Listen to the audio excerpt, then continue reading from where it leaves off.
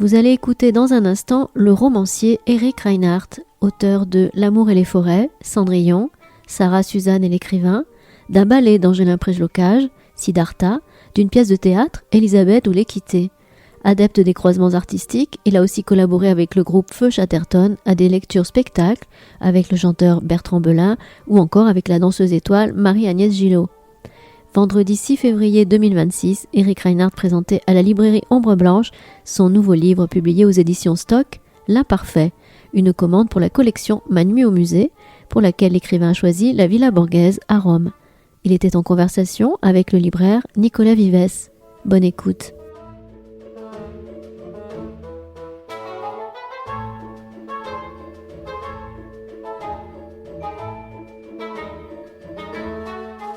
Bien, bonsoir à tous et bonsoir à toutes. Alors, comme dans les salles de classe, je vais vous faire passer. J'ai fait des impressions de la salle de l'Hermaphrodite à la Villa Borghese, pour que ceux qui n'est pas puissent avoir dans l'œil le lieu où Eric a passé sa nuit. Donc, il y a deux prises de vue, et après, parce qu'on va en parler, les statues du Bernin, qui sont assez éblouissantes pour ceux qui les connaissent. Et puis la petite surprise qui est dans le texte aussi de cette sculpture. Vous n'avez pas. Non. Alors, et vous? De montrer une telle. Et vous? Bon, alors, avant d'y passer à ce beau livre, cette belle nuit au musée, et qui est aussi une belle surprise d'Eric Reinhardt, parce que Eric Reinhardt, on le connaît, vous publiez depuis la fin du XXe siècle, je crois que c'est 98 votre premier roman chez Gallimard, chez Actes Sud, c'est ça, chez Actes Sud, puis un passage déjà chez Stock, Cendrillon qui avait eu beaucoup de succès, je crois que vous étiez venu pour Cendrillon, pour le moral des ménages aussi. Enfin bon, vous venez régulièrement. Oui, je suis un habitué des nous rendre visite et c'est un plaisir. Ce qu'on ne savait pas trop, c'est votre passé d'éditeur d'art, notamment chez Azan, et aussi de textes que vous avez fait pour des livres d'architecture. Voilà, ça c'était pas tellement mis en avant dans les quatrièmes de couverture chez Stock et chez Gallimard. Et puis là, donc cette nuit au musée. Voilà, c'est une collection qu'on aime beaucoup à la librairie, je le redis à chaque fois, mais c'est vrai que c'est toujours une source de belles surprises. Et puis, voilà, donc la Villa Borghese, la statue de l'Hermaphrodite endormi, avec ce titre dont on va parler, L'Imparfait, parce que c'est un titre qui interroge. On va commencer la question classique, mais pourquoi cette statue-là plutôt que parce que le choix est absolument infini pour sa nuit au musée. On peut choisir ce qu'on veut. Alors pourquoi En effet. Et donc en répondant à cette question, je vais répondre à beaucoup d'autres que je vous dispenserai donc de poser. Vous aviez qu'à pas poser cette première question. Je vais tenir 1 heure. Allez.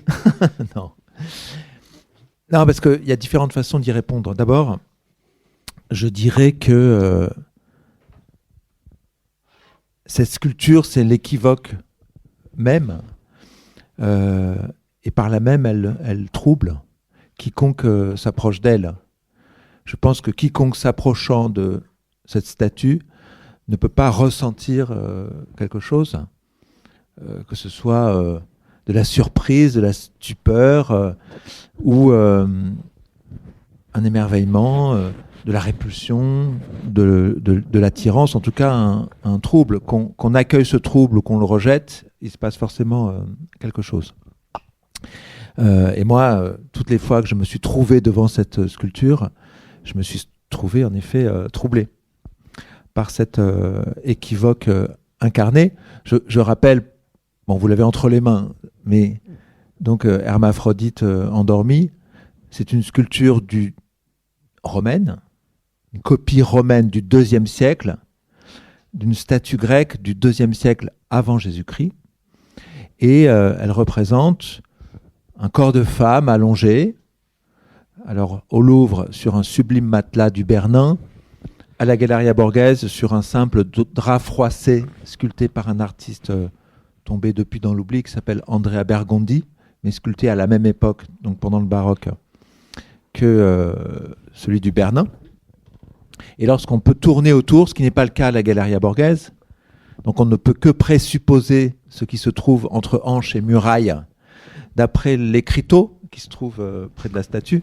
Mais enfin, au Louvre ou dans d'autres musées où elle est exposée, par exemple à Rome, il y a un autre musée où on la voit, on peut tourner autour, et donc lorsqu'on la contourne, on se rend compte derrière cette physionomie indolente, féminine, se trouve un sexe d'homme.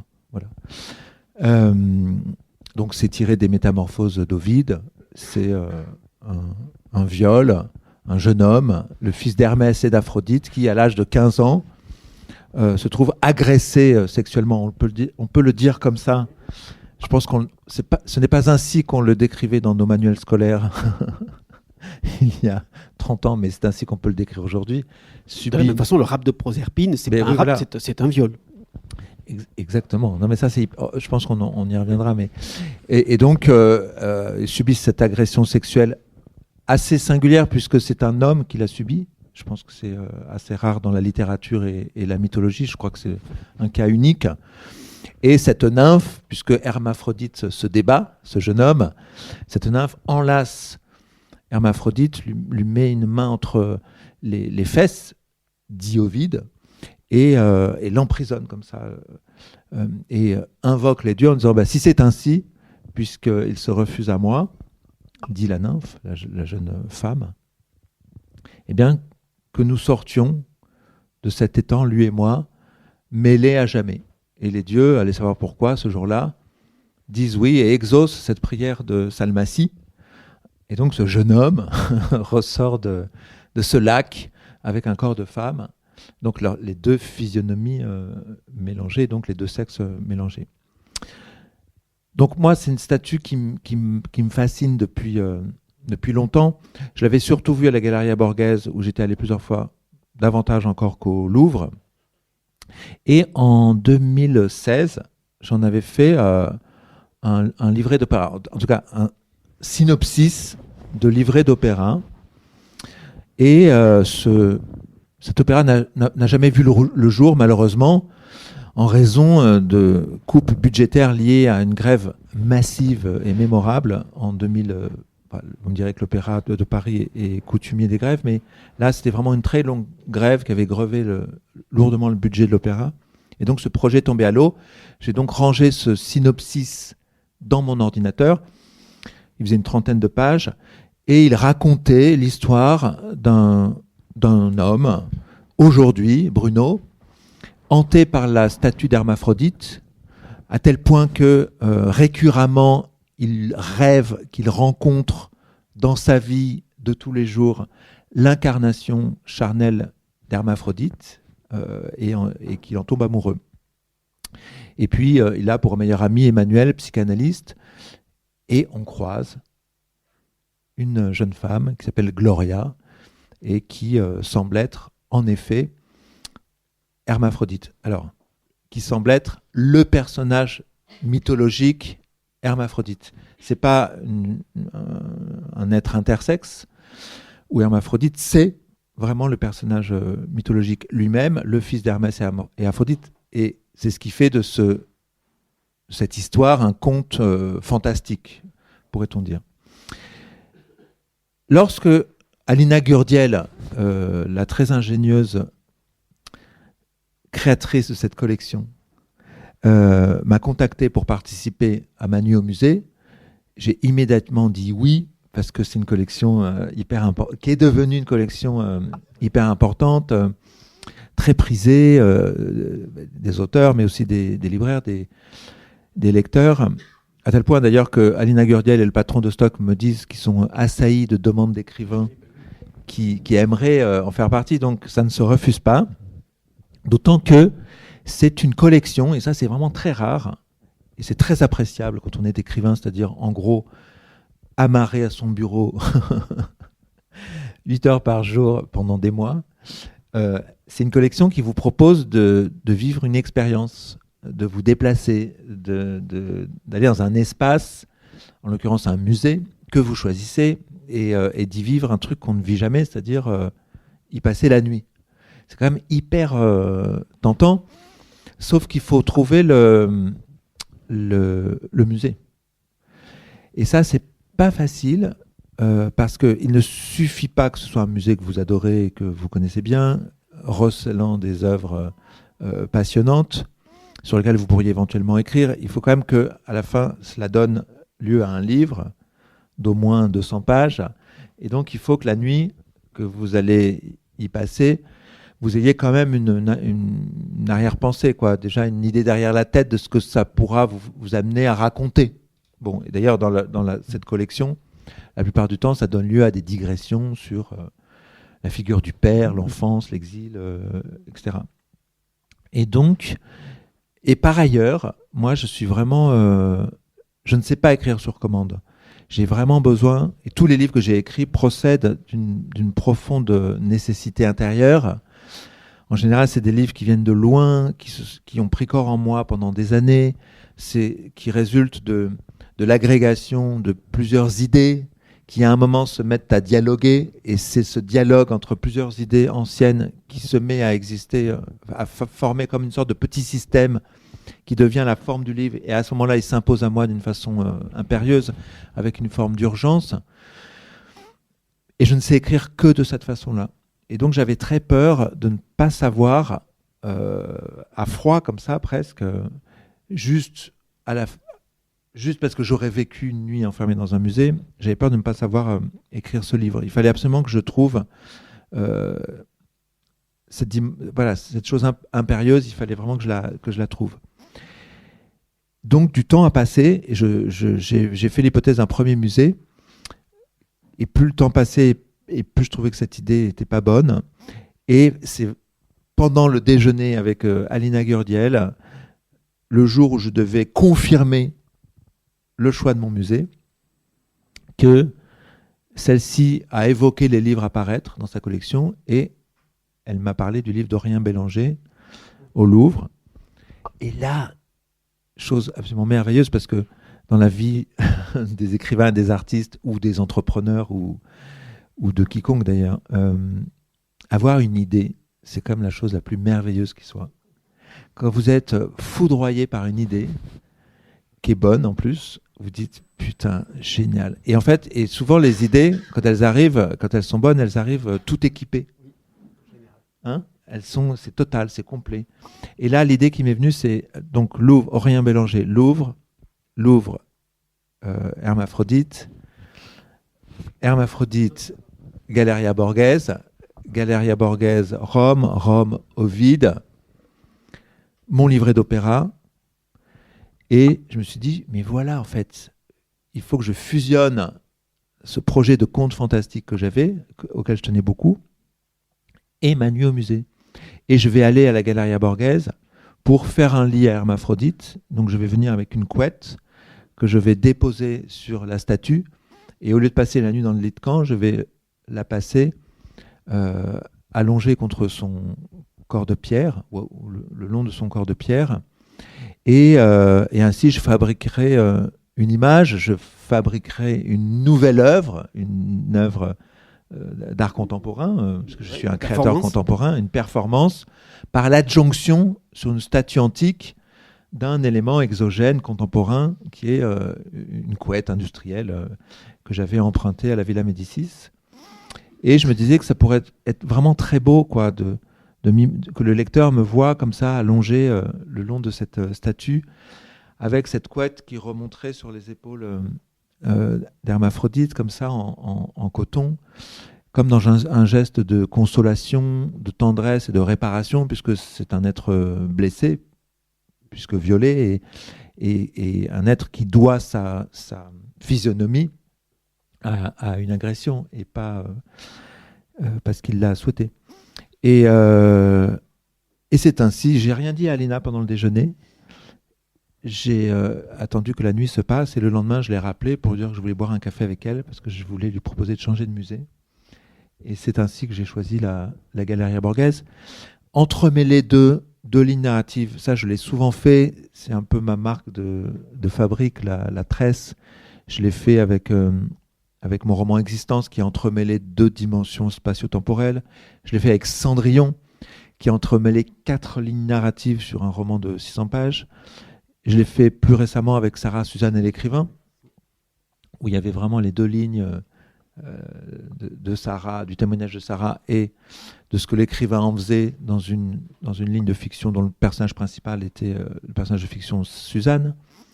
Et là, je me suis dit, voilà, je continue cette esthétique du tressage et de l'hybridation qui est la mienne, et puis de l'hétérogénéité. Et je le faisais d'autant plus... Enfin, cette idée me plaisait d'autant plus qu'elle faisait écho à une œuvre qui circule entre vos mains, que j'adore, à la Galleria Borghese, qui est Daphné et Apollon, qui entremêle 2 écritures aussi, qui est donc l'écriture du baroque des corps en mouvement, et une seconde écriture qui est celle du végétal, plus méticuleuse, plus minutieuse, presque fragile comme ça, presque ornementale, qui est celle donc du feuillage, puisque Daphné se transforme en laurier. Ses ongles deviennent racines, sa chevelure devient feuillage, et sa peau écorce. Et j'ai toujours été fasciné, quand on s'approche de près de cette sculpture, par la lisière et la frontière de ces 2 écritures, ce qui se passe. Je trouve ça absolument fascinant, et comment l'une côtoie l'autre et se superpose à l'autre. Et je me disais que c'est ça que j'allais essayer de faire avec ce livre, comme en écho à cette œuvre du Bernin. Et puis, pour finir, Hermaphrodite, donc statue pour laquelle j'ai choisi la Galleria Borghese, condense aussi 2 moments de l'histoire de l'art. Le baroque avec le matelas et l'Antiquité avec la statue antique. Et voilà, et donc je me suis dit que j'allais aussi, moi, condenser 2 moments.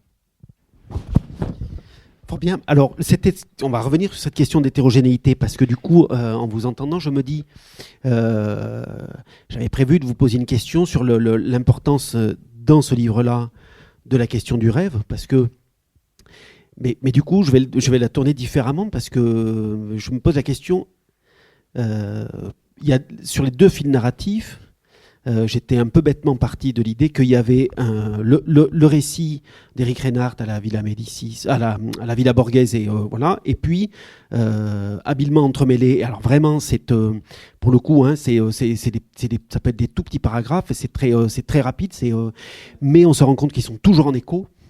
Et notamment sur cette question du rêve. Et alors, vous l'avez dit, Bruno rêve, mais il y a un moment, le narrateur, il rêve aussi, et il fait un rêve très trouble d'Hermaphrodite, et si je ne m'abuse, il dit que c'est de là qu'est venue l'idée. C'est d'avoir dans le rêve déjà passé une nuit adossé à l'Hermaphrodite, et de s'être retrouvé avec la verge de l'Hermaphrodite dans les mains. Et alors je me dis là maintenant, en vous entendant, que tout ça c'est de la fiction aussi. Alors en fait il n'y a peut-être pas... Je ne dis pas dans le livre que l'idée de la nuit me vient de ce rêve, puisque je fais ce rêve, ce cauchemar à la Villa Médicis, la veille. La veille de ma nuit. Mais en effet, il y a des échos constants entre ma nuit au musée, enfin la ligne narrative de ma nuit au musée, et la ligne de fiction, parce que c'est tout le plaisir d'entremêler 2 lignes narratives que de les faire dialoguer et se répondre.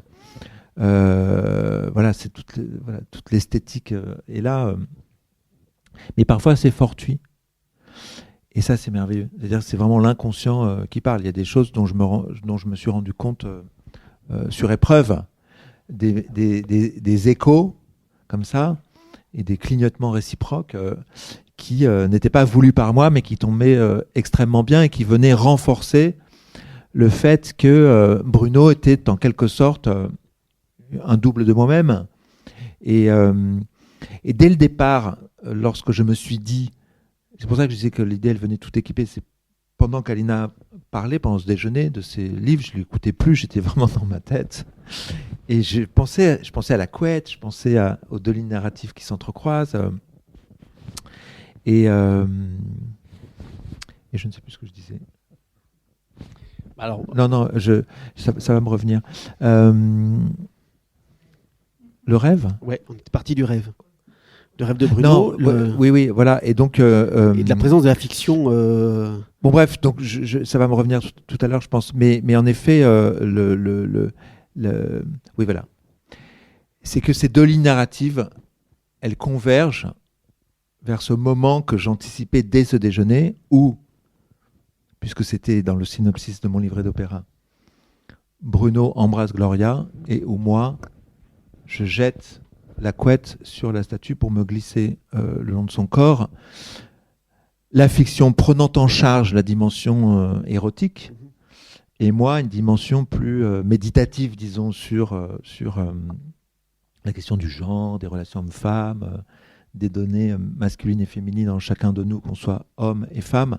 Mais il était hors de question, bien évidemment, que je touche, allongé le long de la statue, que je la touche. C'était vraiment pour presque écouter les murmures des millénaires et me connecter à l'Antiquité. C'était vraiment une expérience comme ça, très chaste et prude.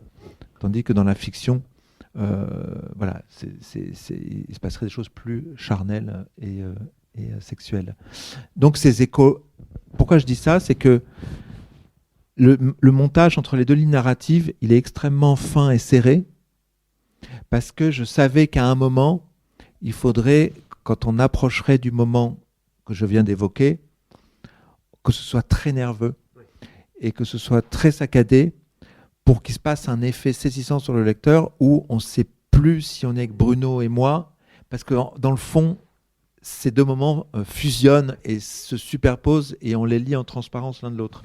Ça veut dire que si j'avais opté pour un chapitre Galeria Borghese, un chapitre fiction, ça aurait pu être une option, ça n'aurait pas marché. Il n'y aurait pas eu cette convergence comme ça que j'avais en ligne de mire avec les deux lignes qui se rejoignent et qui fusionnent. D'autant plus qu'on n'est pas habitué parce que vous êtes le premier de la collection à faire ça, à instiller de la fiction ouvertement dite. Parce que après, il y en a d'autres, on peut imaginer qu'il y a des choses qui ne se sont pas vraiment passées comme ça. Je suis le premier et je trouve ça très excitant parce que, en général, cette collection, et c'est en ça que c'était vraiment une très bonne idée, elle donne lieu à des livres qui sont à chaque fois des livres à part entière, plus ou moins, mais la plupart des livres à part entière, alors que ce sont des commandes et qui peuvent vivre leur vie d'une façon autonome. Et en même temps, ils sont dans une collection et ils le sont clairement. C'est-à-dire que dans tous les livres de cette collection, il y a les mêmes passages obligés du choix du musée, de l'arrivée au musée, des demandes d'autorisation, éventuellement des enquêtes de moralité qui sont faites, le contact avec la direction de la sécurité, et puis le lit de camp, et la peur, et la nuit qui tombe, et tout ça. Voilà. Donc ça, c'est ce qui fait aussi tout le charme de cette collection, c'est que dans tous les livres, on retrouve ces mêmes ingrédients de départ.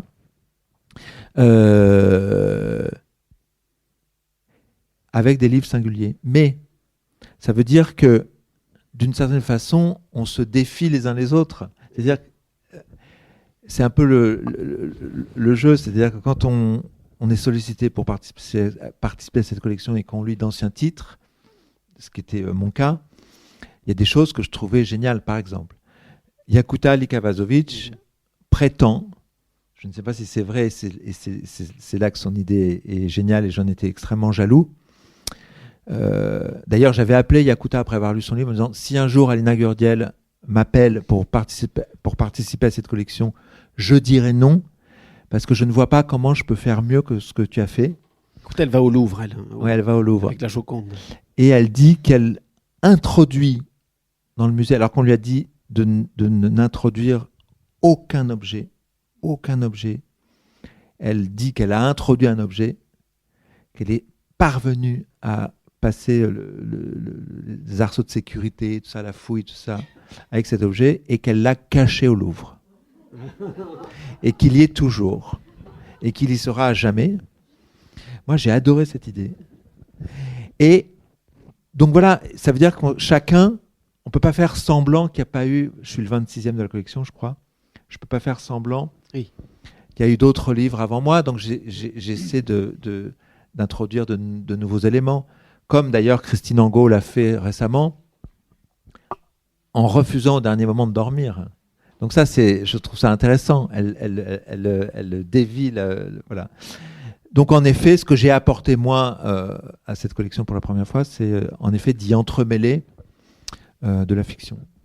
Et alors, c'est une question que je pose aux autres, que j'ai posée aux autres auteurs qui sont passés sur cette collection-là. C'est est-ce qu'il y a eu un temps d'écriture pendant la nuit où il y avait un dispositif qui était prévu avant, ça vous nous l'avez expliqué, et le temps d'écriture après, il a été fait en suivant et c'était juste des prises de notes ou Il fallait vraiment que ce soit un livre, et j'ai expliqué tout à l'heure comment j'écrivais mes livres, donc il fallait vraiment que je sois rentré et puis que ça se soit un peu décanté, mais j'ai commencé ce livre-là dans mon bureau, comme je commence habituellement mes livres, en ayant peur et tout ça. Et bon. Mais pendant la nuit, j'ai pris beaucoup de notes. Et pour une raison très simple, c'est que à peine arrivé dans le musée, je me suis rendu compte que ce serait très difficile, voire impossible, de faire ce pourquoi j'étais venu, à savoir faire un lit à hermaphrodite et y passer la nuit, parce qu'il m'a été signifié de la façon la plus catégorique et ferme, un peu désagréable, que je ne pouvais pas toucher les statues, parce que j'ai commis l'imprudence d'effleurer du doigt le mollet de Pluton, devant le directeur de la sécurité qui me dit « Ah non, mais ça, on ne peut pas faire. » Et j'ai dit « Mais même si je suis seul, pendant la nuit, je sais pas. » Il m'a dit « Non, interdit. » Bon. Je pensais que j'avais l'autorisation, étant seul dans le musée, de toucher comme les œuvres. Je peux concevoir que 200 personnes ne peuvent pas toucher en même temps un jeudi après-midi à 15h30 le mollet de Pluton. Mais bon, j'imagine que le directeur de la sécurité, ça lui arrive d'effleurer les sculptures même. Bon. Interdit. Mais c'est surtout parce qu'il y avait une caméra qui vous l'interdit. Voilà. C'est pas tellement qu'on vous l'interdit comme ça, c'est parce qu'on vous dit il y a une caméra et que c'est ça qui vous interdit. C'est ce que j'allais rajouter. Et de surcroît, ce même directeur de la sécurité m'a présenté Michaela, une jeune femme assez rigolote, gardienne à la Galleria Borghese, dont il m'a dit qu'elle allait me surveiller dans tous mes faits et gestes pendant toute la nuit, nichée dans une salle de contrôle dans les hauteurs du bâtiment, avec toutes ces écrans et toutes ces caméras qui allaient me suivre. J'ai demandé au directeur de la sécurité, en disant, mais vous savez, est-ce que je peux voir cette salle de contrôle ? Bon, il m'a... Il n'est pas con, le gars. J'ai dit, mais pour moi, c'est important pour écrire mon livre, j'aimerais bien le voir, ce centre de contrôle. Ah, vous avez essayé d'être plus malin que... Et il m'a dit, mais vous rigolez, impossible. Je dis, bon, tant pis, j'aurais essayé. Hein. Donc, quand les portes de la Galleria Borghese se sont refermées sur moi, j'étais déprimé. Donc, j'ai pris un Xanax, déjà, parce que mon projet littéraire s'écroulait. Je me suis dit, ben voilà, j'avais vraiment envie de la voir, cette image. Je voulais faire des photos et tout ça de la couette sur hermaphrodite. Je me dis que ce serait une image magnifique. Et en plus, un peu interdite, sulfureuse, tout ça. Enfin, et donc, pour calmer mon angoisse et la déjouer, j'ai décidé, parce qu'à ce moment-là, je me suis dit que la nuit pouvait être très longue et que je risquais de rentrer à Paris et de devoir m'enfermer dans mon bureau pour écrire ce livre exactement comme si je n'étais pas allé à la Galleria Borghese. Et si j'étais capable d'écrire ce livre sans être allé à la Galleria Borghese, sans y avoir vécu, ce ne serait pas intéressant. Donc je savais qu'il fallait qu'il se passe quelque chose, de quelque ordre que ce soit, dans mes pensées, dans mon corps, des sensations, des impressions, ou dans le musée. Ça, c'était vraiment primordial, que je puisse rentrer avec un butin à partir duquel je puisse vraiment écrire un livre que je n'aurais pas pu écrire si ce n'était pas passé telle ou telle chose. Et donc, je me suis dit, ben voilà, je vais regarder pendant 2 heures Daphné et Apollon, montre en main. Je me suis astreint à regarder cette œuvre pendant 2 heures. Et au bout d'un certain temps, il s'est passé cette chose incroyable dans la solitude du musée, la nuit, entre 21h et 23h. C'est comme si la sculpture m'absorbait et que j'étais avec ces 2 personnages, que j'étais leur contemporain. Et donc la scène s'est ouverte pour m'accueillir, comme si les statues s'animaient. Et là, j'ai commencé à prendre énormément de notes, et ça a jailli. Et je me suis retrouvé donc sur un terrain qui m'est familier, qui est celui de l'écriture et de l'intensité, de l'incandescence de l'écriture. J'ai vraiment été modifié intérieurement. Et là, j'ai beaucoup j'ai pris des notes sur la scène, sur ce qu'elle m'évoquait, sur la sculpture, et puis j'ai fait des petites découvertes en tournant autour. Et ça y est, je savais que la nuit était en partie gagnée, parce que si elle se poursuivait de cette façon-là, avec ce lieu qui m'inspirait véritablement des pensées, des phrases, des sensations, eh bien, je rentrerais à Paris avec de quoi écrire. Donc après, je me suis installé devant et j'ai tourné autour longuement du Rapt de Proserpine. Et puis après, j'ai fait la même chose avec 2 tableaux du Caravage. J'ai passé plus d'1 heure devant Saint-Jérôme, plus d'1 heure devant Bacchus malade. Là, il commençait à, je sais pas, il devait être 2 ou 3 heures du matin. Et entre-temps, à chaque fois, j'allais voir Hermaphrodite pour regarder l'œuvre, la statue, parler avec elle et me demander ce que j'allais faire. Voilà, donc, pour répondre à votre question, ces notes-là, elles étaient très précieuses. Je les ai exploitées dans le livre. C'est-à-dire tout ce que j'écris sur Daphné et Apollon, le Rapt de Proserpine, Saint-Jérôme et Bacchus malade, ce sont quasiment, c'est vraiment j'ai recopié les notes que j'ai prises pendant cette nuit-là, parce que je tenais à en conserver le caractère de vérité pris sur le vif. Ces notes-là, elles sont chargées vraiment de tout ce que j'ai vécu, donc j'ai un peu amélioré la syntaxe ici ou là, mais j'ai essayé de conserver comme ça leur caractère de jaillissement. Alors là, c'est incroyable parce qu'on y vient. Bon, j'y reviendrai après, mais pendant toute la lecture, il y avait un vers de Baudelaire qui me tournait autour d'un poème qui s'appelle La Beauté. Le premier vers, c'est « Je suis belle, ô mortelle, comme un rêve de pierre ». Et ce truc de rêve de pierre, ça me restait dans le... Et c'est qu'à la fin de la lecture que je suis allé voir. Et puis du coup, le reste, je lirai tout à l'heure le reste du sonnet qui est absolument impeccable. Mais du coup, je suis allé voir dans les écrits d'esthétique de Baudelaire. Il parle pas beaucoup de la sculpture, mais il y a un moment dans l'imparfait où vous parlez c'est à propos de je sais plus, c'est Proserpine ou Daphné, mais vous dites que selon qu'on la regarde, il y a 8 sculptures différentes. Pardon. Et Baudelaire dit à peu près la même chose. Je vais vous lire dans le salon de 1846. Il écrit « La sculpture a plusieurs inconvénients qui sont la conséquence nécessaire de ses moyens. Brutale et positive comme la nature, elle est en même temps vague et insaisissable parce qu'elle montre trop de faces à la fois. C'est en vain que le sculpteur s'efforce de se mettre à un point de vue unique. Le spectateur qui tourne autour de la figure peut choisir 100 points de vue différents, excepté le bon. Et il arrive souvent, ce qui est humiliant pour l'artiste, qu'un hasard de lumière, un effet de lampe, découvre une beauté qui n'est pas celle à laquelle il avait songé. » Mais moi, je dis rigoureusement l'inverse. Et Le Bernin réussit le prodige de faire mentir cette vérité absolue de Baudelaire. Baudelaire a raison, sauf que Le Bernin, par son génie propre, fait mentir cette phrase. C'est-à-dire que là, et c'est ça qui me fascine dans Daphné et Apollon et l'enlèvement de Proserpine, c'est que ces 2 sculptures, on les apprécie en général dans leur entièreté tournoyante, comme je dis. C'est-à-dire qu'on les saisit dans leur ensemble. On voit Apollon attrapant Daphné par la hanche pour l'immobiliser puis la violer, et Daphné se transformant en laurier. Donc elle est dans une forme d'élan comme ça pour échapper à Apollon, tout en se transformant en laurier. Donc ça, on le voit, cette image, et on tourne autour parce qu'on est envoûté, et que la dynamique de la sculpture, d'une certaine façon, elle a pour effet de créer un désir de mouvement aussi chez le regardeur. Donc tout le monde connaît cette sculpture, et on tourne autour, et voilà.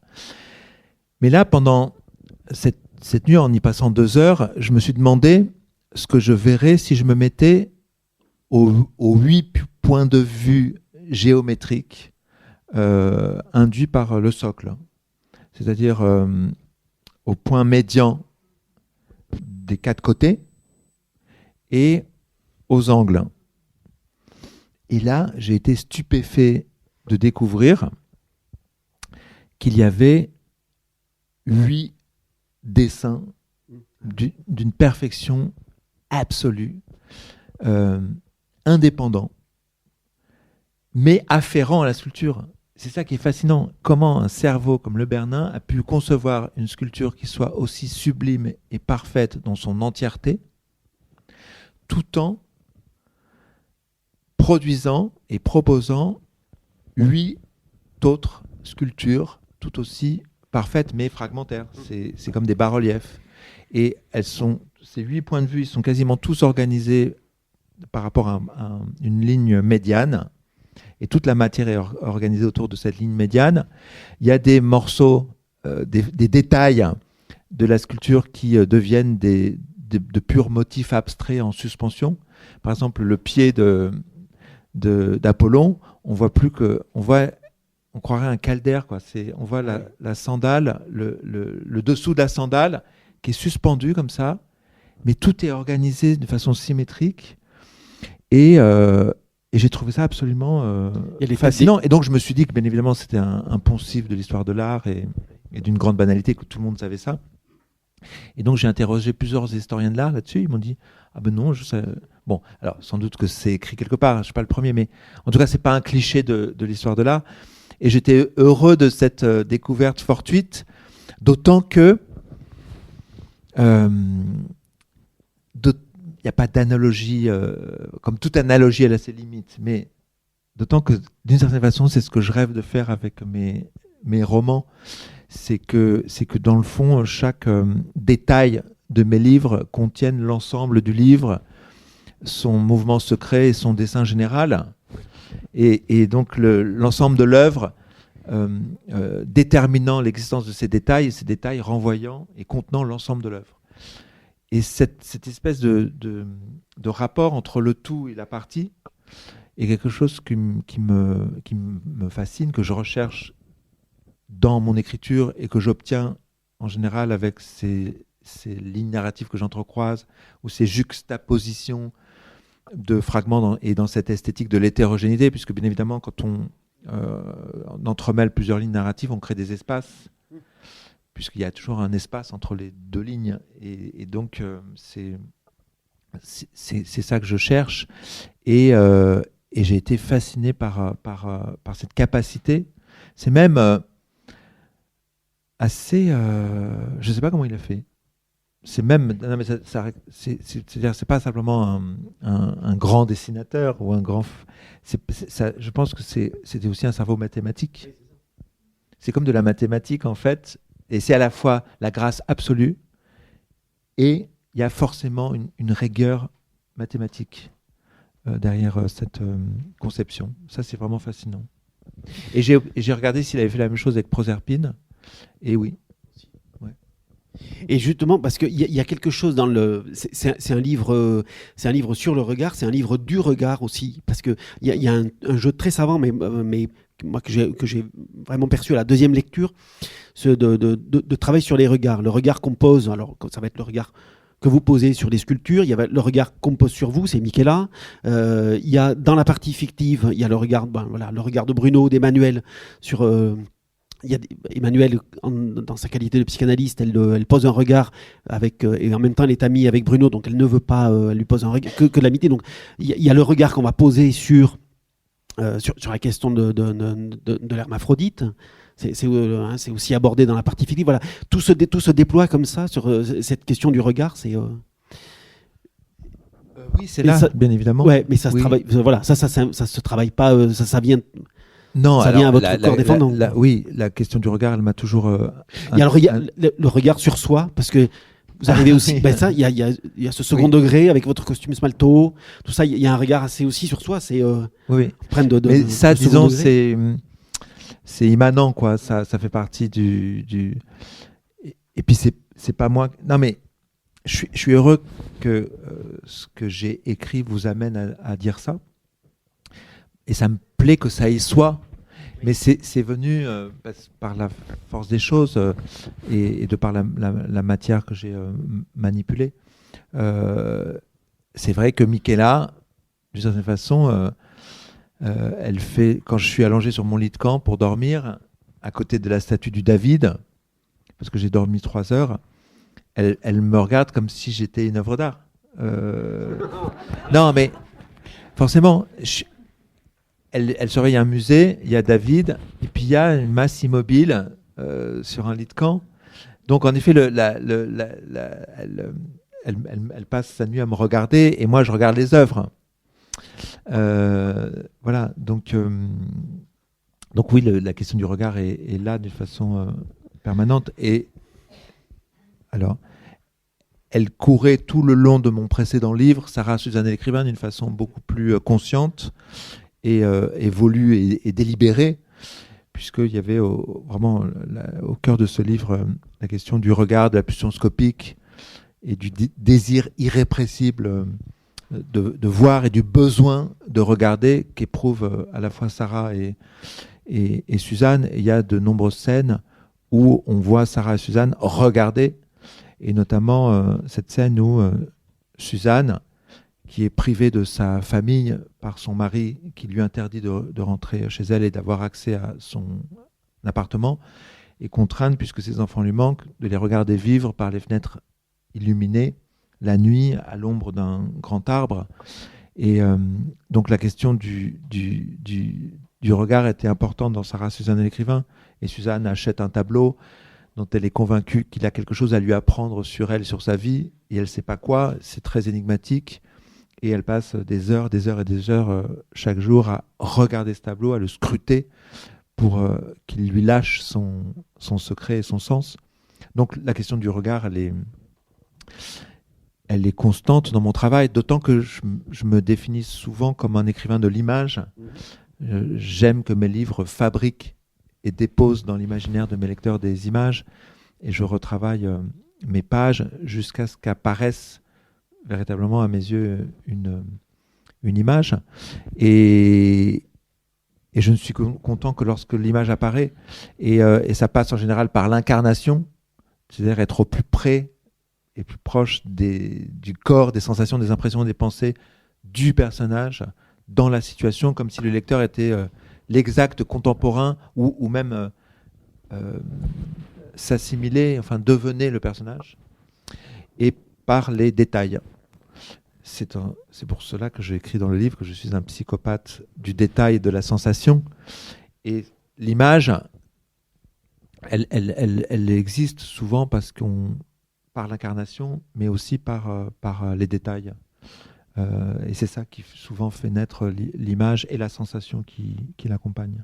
Et de la même manière, on retrouve aussi partout, sous formes différentes, mais cette question du désir et du désir contrarié. C'est vraiment un livre aussi du désir et du désir contrarié.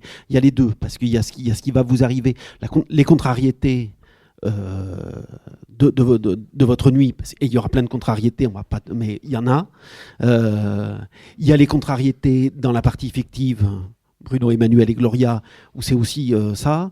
Voilà. Et en même temps, le désir et les désirs, ils sont là et ils sont contrariés. Il y a un moment, j'ai écrit, Reinhardt, c'est l'écriture, c'est du désir en action. Oui, et en dépit des contrariétés, ouais.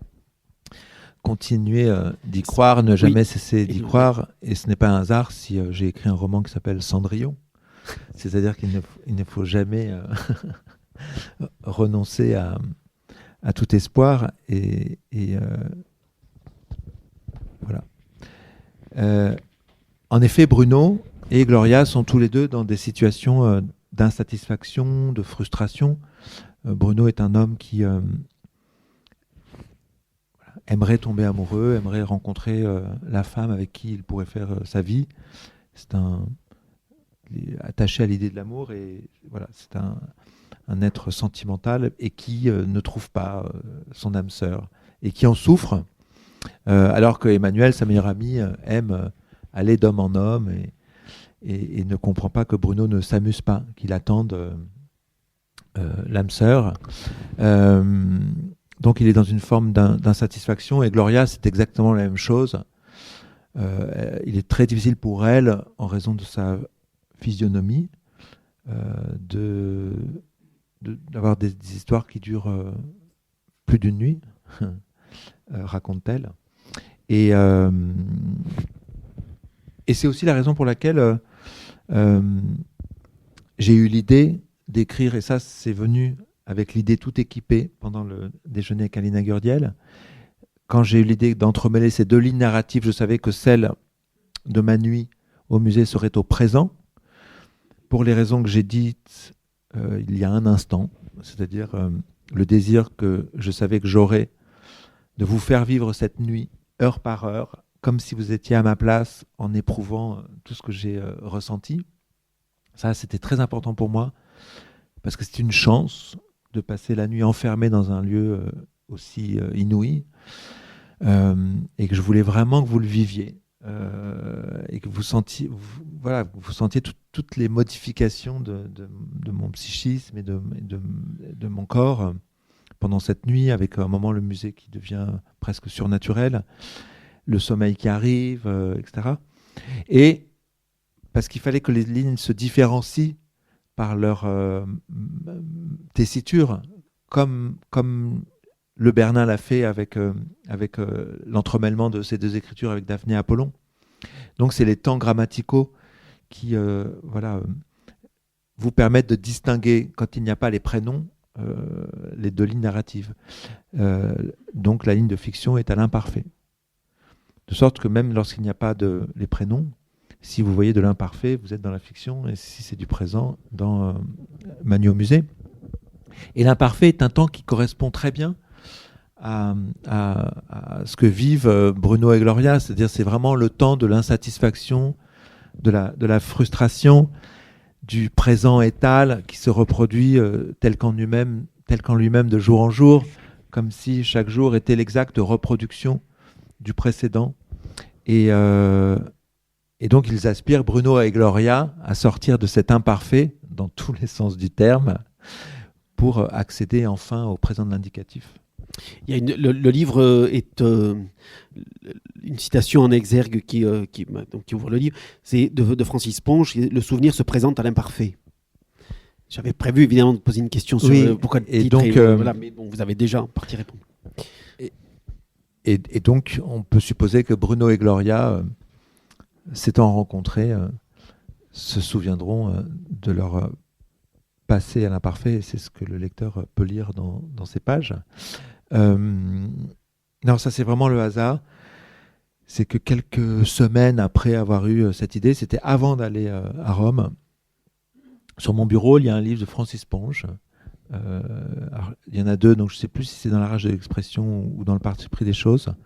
Un jour, j'ai ouvert au hasard le livre et mon œil est tombé sur cette phrase de Ponge. Et là, je me suis dit, j'ai mon titre.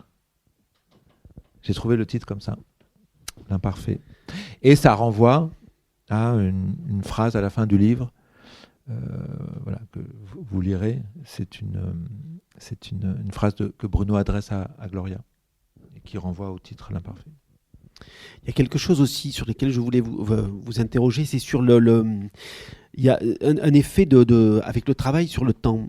Alors là, vous venez de dire le présent et l'imparfait, mais il y a aussi la dilatation et la contraction du temps, parce que la partie fictive, elle va se dérouler sur plusieurs semaines, voire plusieurs mois, et à l'inverse, au présent, on est dans l'immédiateté de la nuit. Voilà. Alors c'est vrai que pour le lecteur, il y a quand même un effet de désorientation, puisqu'on passe sans coup férir du présent à l'imparfait. Voilà. Et ça, est-ce que ça c'est quelque chose que vous avez réfléchi au début ? Non, ça Non. Parce que je Non, me posais la question, est-ce mais- qu'il y a de la désorientation aussi pendant votre nuit? Il y a un moment où, à force d'être enfermé avec les Caravages, il y a un moment où on est. Mais je pense, parce que c'est Yannick Enel qui dans son Bleu Bacon, il y a un moment où il est totalement désorienté. Alors aussi parce il est plongé dans le noir, mais.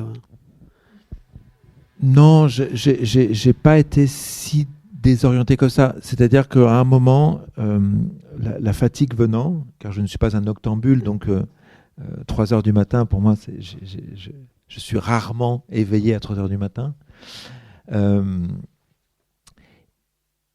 Et puis j'ai beaucoup écrit. Et donc c'était vraiment c'était très beau, très fort, mais aussi très éprouvant. Vraiment, j'avais un réel engagement de tout mon être dans ces dialogues avec les œuvres. Et c'est des œuvres vraiment très puissantes, des chefs-d'œuvre, mais aussi par ce que ça convoque, soulève. Il y a de la violence, il y a de la métaphysique, ça interroge le sens de la vie, enfin Saint Jérôme, Bacchus malade, enfin voilà, ça va creuser vraiment très très très profondément en soi. Quand on s'abandonne à ces chefs-d'œuvre, ça remue des choses. Et quand on écrit, et l'écriture, c'est quelque chose de très physique. Souvent, les personnes qui n'écrivent pas ne s'imaginent pas à quel point. Et on écrit avec son corps. Et quand on écrit pendant des semaines et des semaines, en général, je suis exsangue physiquement. Enfin, vraiment. Donc, on écrit avec sa respiration, son souffle, voilà, son corps.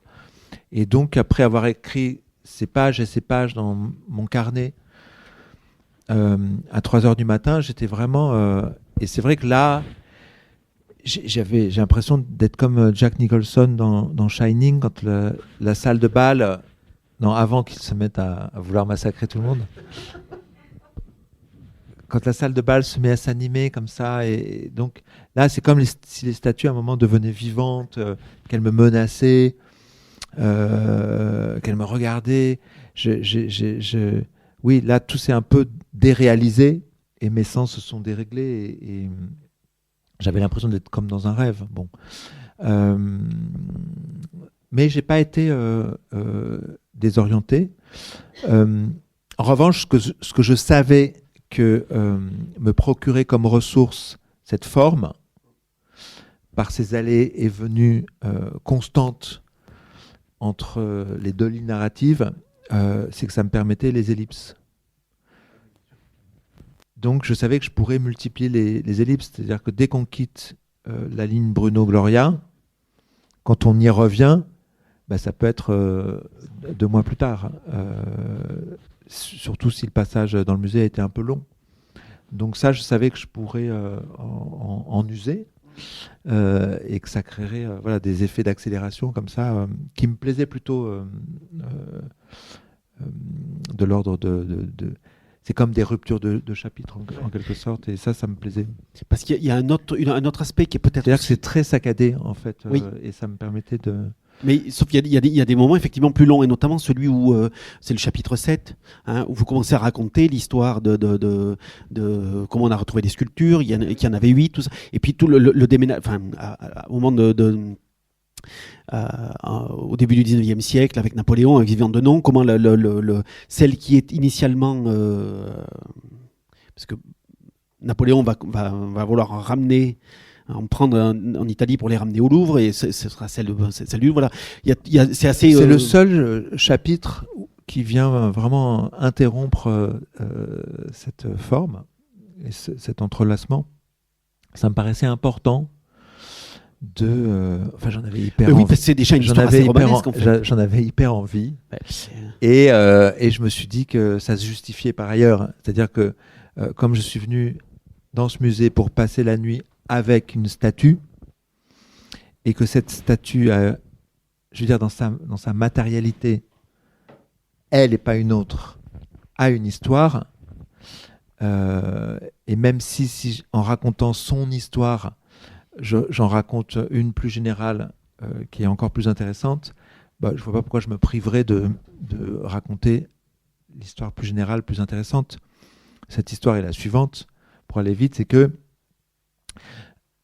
l'hermaphrodite que je suis venu voir, elle était du temps des Borghese, à un moment dans une cave et à un autre dans une maison de campagne.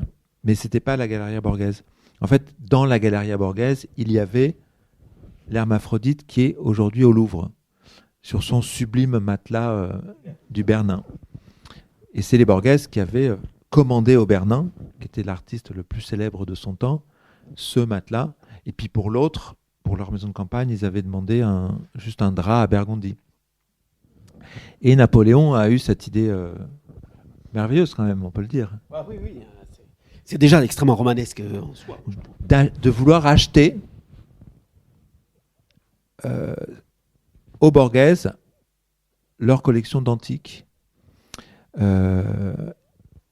Et Camille Borghese, qui avait besoin d'argent, alors a dit oui, et puis après il a fait monter les enchères très habilement, de sorte que le prix qu'il en a obtenu était bien supérieur aux estimations faites par un grand antiquaire italien qui travaillait pour Napoléon, qui s'appelle Visconti, et un écrivain que je vénère, dont je vénère un livre qui s'appelle Vivant de nom, qui a écrit un livre qui s'appelle Point de lendemain, et qui était alors le directeur du Louvre. Enfin, ça s'appelait pas le Louvre, ça s'appelait Musée impérial.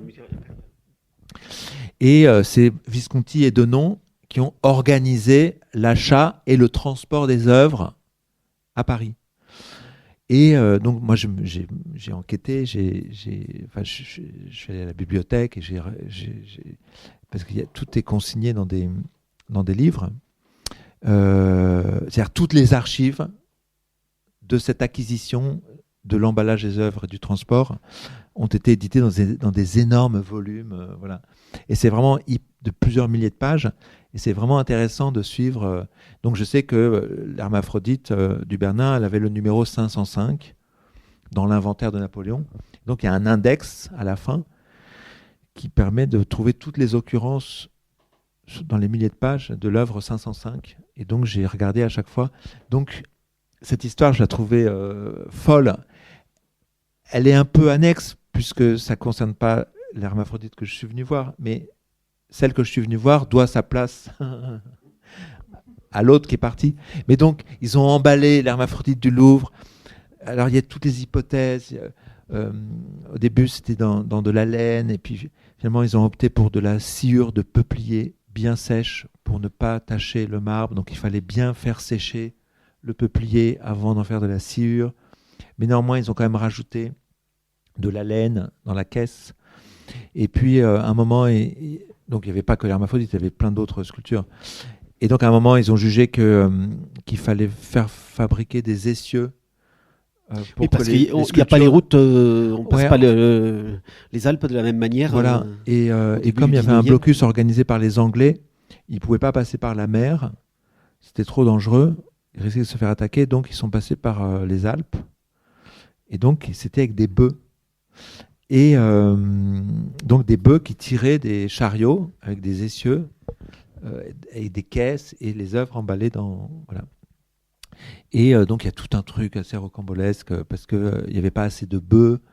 Et puis les Italiens, en fait, ils n'étaient pas très contents que les œuvres partent, même si elles étaient achetées.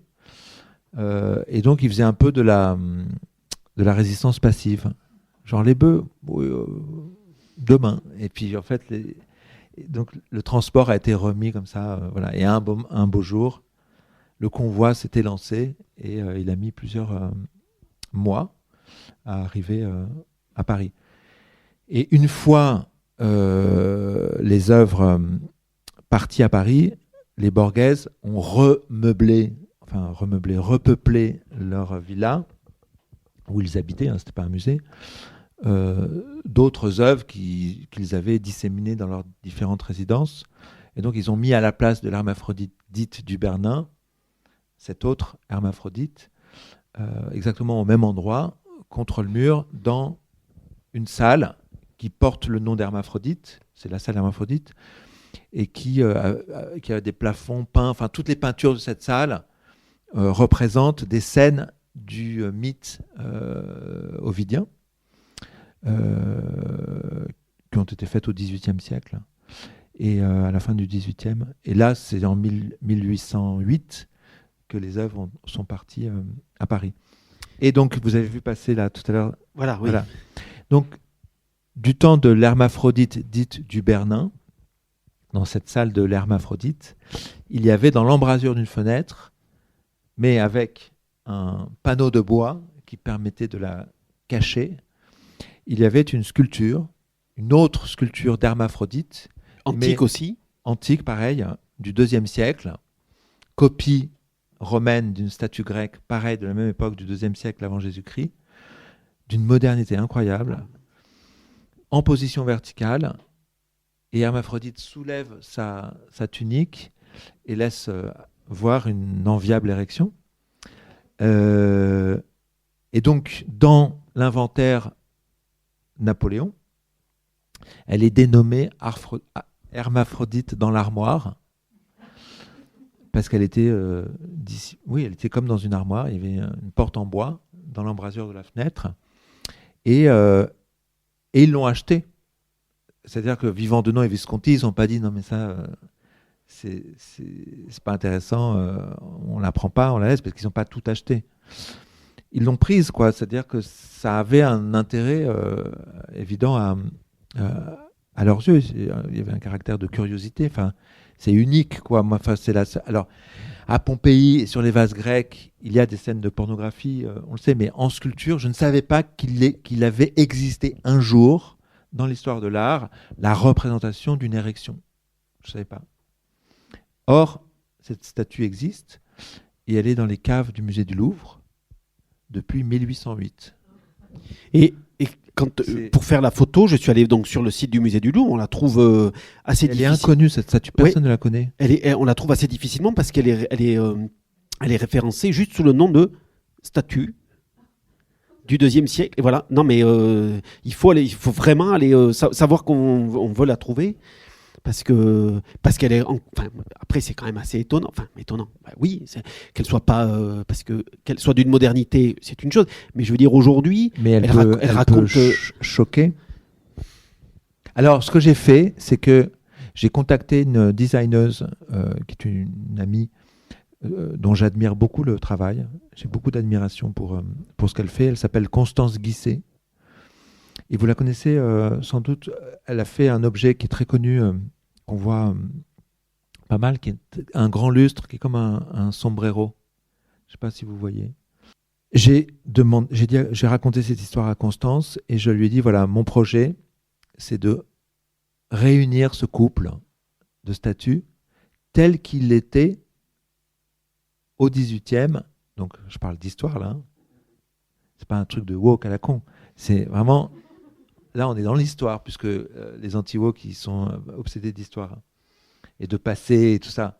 Donc là, pardon, mais c'est l'histoire, quoi. Les Borghese, ils avaient ces deux statues dans la même salle. Oui, mais ils les cachaient quand même plus ou moins. Parce que l'hermaphrodite, elle est contre un mur et on ne voit pas. On pourrait passer devant et juste avoir un... Non, parce que les Borghese, en fait, ils fermaient l'armoire lorsqu'ils jugeaient qu'il fallait...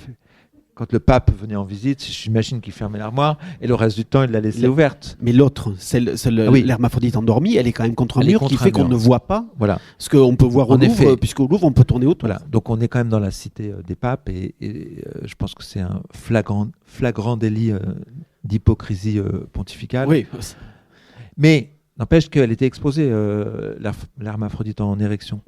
Donc, j'ai proposé à Constance Guisset qu'elle conçoive une armoire, enfin un abri, un refuge qui permettrait aux visiteurs qui ne souhaitent pas voir cette statue de ne pas la voir, et ceux avertis pourraient regarder par des ouvertures cette hermaphrodite en érection, et qu'on dispose cette armoire, pour reprendre la terminologie de l'inventaire Napoléon, à côté de l'hermaphrodite du Bernin au Louvre. Donc elle m'a dit, bah ouais, génial, on va faire ça. J'ai pris rendez-vous avec l'éminence grise de Laurence Descartes, qui est un type très très très très très très érudit, qui parle couramment latin, un grand spécialiste de Guyotat. qui s'appelle Donatien Gros. Et on a déjeuné avec lui, et lui, il connaissait à peine l'existence de cette sculpture, c'est dire, hein, et il a trouvé l'idée formidable. Il a dit, mais c'est génial, oui, quelle bonne idée, etc. Il faut juste que je trouve le bon moment pour en parler à Laurence, mais et ça, c'était en juillet. Et malheureusement, vous voyez ce que je veux dire? Oui. Donc, on a volé d'autres bijoux. Non, mais là, c'est cuit, quoi. Donc, avant longtemps. C'est-à-dire que c'est impossible. J'ai même pas relancé Donatien. J'ai pas eu l'indécence de relancer Donatien, genre, tu penses à l'hermaphrodite en érection? Alors, j'imagine Pascal Praud, déjà. Je peux vous le faire. Alors, vous savez pas la dernière? Le Louvre. Au lieu de refaire son système de sécurité, quand même, dont les défaillances nous ont valu de perdre des bijoux d'une valeur inestimable, eh bien, ils n'ont pas trouvé de meilleure idée que de remonter des caves une statue intersexe en érection. Alors là, non, c'est mort, quoi. Non, c'est impossible. Donc, il va falloir attendre quelques années avant. Une génération. Non, en tout cas, il va falloir attendre qu'il refasse le système de sécurité. Et là, on pourra de nouveau envisager de montrer au public l'hermaphrodite en érection. J'avais quand même regardé, elle a été présentée à Rome dans une expo en 2016. Ouais, elle tourne, ouais, quand même, ouais. Ben, on va faire un petit peu circuler le micro si vous avez une question ou une remarque à adresser à Éric. Oui, vous parliez tout à l'heure de tresser ou d'entrelacer les deux fils. J'ai trouvé cette image très très belle. En pratique, vous avez écrit les deux fils narratifs séparément et vous les avez entrelacés. C'est une question qu'on me pose souvent. Désolé. Et non, mais elle est intéressante. Non, je l'ai fait vraiment instinctivement, à l'oreille, j'allais dire. En sentant à quel moment je dois aller d'une ligne à l'autre. C'est également ce que j'avais fait avec Sarah, Suzanne et l'écrivain. Et donc c'est comme de l'improvisation, c'est comme du jazz, voilà. J'hésite toujours à dire jazz parce que j'en écoute peu, mais c'est ça en fait, c'est vraiment de le faire en étant dans le moment. Et de sentir à quel moment on doit aller. Voilà. Existence, mon troisième roman, qui déjà entremêlait les lignes narratives, enfin c'était plutôt des dimensions spatio-temporelles. Pareil, je l'avais fait complètement à l'instinct et j'en avais tiré un plaisir inouï. Parce qu'en fait, c'est très excitant d'être dans une forme de déséquilibre comme ça. Enfin, c'est comme, en fait, on doit tenir son équilibre et c'est en changeant en allant d'une ligne à l'autre qu'on le tient. C'est comme un truc d'équilibriste et c'est très excitant à faire. De sorte que Cendrillon, qui est le roman qui a suivi Existence, je m'étais dit que j'allais le faire comme ça. Mais là, c'était 4 lignes narratives avec beaucoup de matière. Je savais que ce serait un livre énorme. Et j'ai commencé et j'y arrivais pas. C'était trop... Donc j'ai décidé, au bout de quelques semaines, d'écrire les 4 lignes séparément, parce que là j'étais vraiment dans une vraie vitesse et c'est comme ça qu'il fallait que je l'écrive. En écrivant ces 4 lignes narratives, à chaque fois, c'était des blocs, comme des briques, de taille variée, mais c'était vraiment des blocs. Et après, une fois les 4 lignes écrites, j'avais fait des étiquettes et sur une très grande table, j'avais fait un montage. J'avais colorié les étiquettes, donc j'avais numéroté chaque bloc. Il y avait la première phrase de chaque bloc écrite, peut-être un point de repère, un mot qui me permettait de me souvenir de quel bloc il s'agissait. Et puis j'avais colorié au crayon de papier. Donc il y avait du rose, du bleu, du jaune, je sais pas. Donc chaque ligne narrative avait sa couleur. Et donc moi, j'étais là sur la table, je faisais se succéder les étiquettes, il ne fallait pas qu'il y ait 2 couleurs qui suivent. Et c'était presque comme une espèce d'équilibre de couleurs. Au début, je voulais qu'il y ait 12 chapitres, puisque mon livre s'appelait Cendrillon. Et je me suis rendu compte que ça ne marchait pas, donc il fallait qu'il y en ait plus. Et donc, voilà, j'ai monté comme ça, et vraiment à l'œil avec les couleurs. Et après, je l'ai fait sur mon ordinateur, j'ai imprimé et j'ai relu mon livre. Et donc là aussi, pareil, il y avait des accidents heureux, d'autres moins, donc j'ai corrigé comme ça. Mais c'est pour vous dire que cette question, elle est intéressante, parce qu'il y a des cas où c'est possible de le faire à l'instinct, et que c'est même intéressant de le faire comme ça, et d'autres fois où c'est plus compliqué et ça nécessite un montage ultérieur. Et là, sur épreuve, j'ai fait juste quelques petites modifications, mais de déplacement et d'ajustement de lignes, mais dans le fond assez peu. Un artiste toulousain, alors je ne sais pas si c'est inspiré de l'hermaphrodite dont vous parlez, qui a réalisé une statue de l'abbé Pierre, donc en position allongée, en position mortuaire, habillé bien sûr, mais on voit on le voit en érection, c'est-à-dire bon. Et donc ça, alors est-ce qu'il a pris connaissance de l'existence de Mais de qui la est cet statue artiste? Et je me souviens plus du nom. Donc c'est un artiste toulousain qui a réalisé cette statue, en plus exposée dans une église. L'idée est drôle en tout cas, hein, ça c'est. Est-ce qu'on peut avoir quelques commentaires sur votre réveil à la fin de la nuit? Donc j'ai dormi de 3h30 à 6h30, parce que je voulais vraiment faire l'expérience du sommeil. C'est naturellement absurde, lorsqu'on a la chance d'être enfermé dans ce musée, de dormir à minuit et de se réveiller à 20h. Mais j'aurais trouvé dommage de ne pas faire l'expérience du sommeil. Il se trouve que moi qui ai du mal à trouver le sommeil, et qui ai besoin d'un bon lit et tout ça, j'ai dormi comme un bébé. Enfin, j'étais en effet fatigué. Et en dépit du lit de camp, j'ai vraiment dormi de sorte que j'avais mis mon réveil à 6h30 et j'ai été réveillé par le réveil. Parce que Michaela m'avait dit « Je vous réveillerai à 7h quand j'ouvrirai aux femmes de ménage ». Et voilà, donc je me suis dit « Ok, donc à 7h, elle va débarquer.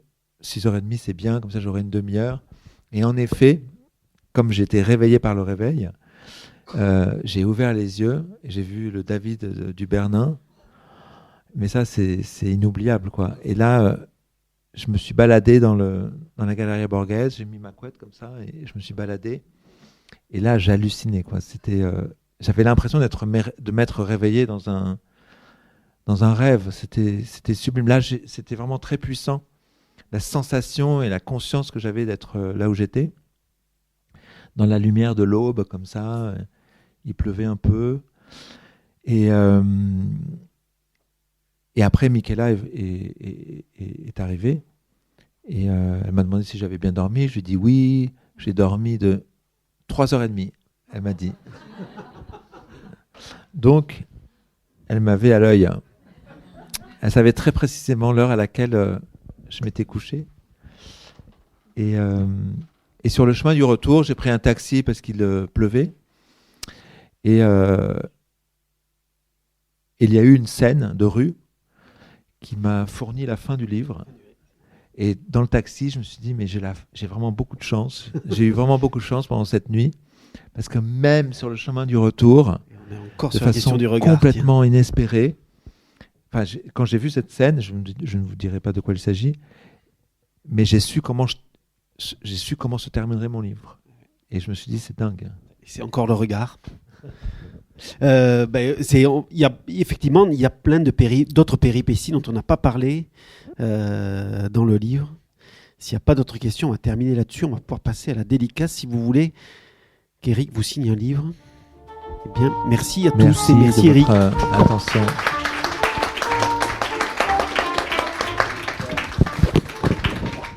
Vous avez écouté à l'instant Éric Reinhardt, autour de la publication de L'Imparfait aux éditions Stock, collection Manu au musée, lors de sa venue à la librairie Ombre Blanche, vendredi 6 février 2026. Réalisation et mise en onde de la rencontre, Radio en collaboration avec Radio Plus et Radio Terre.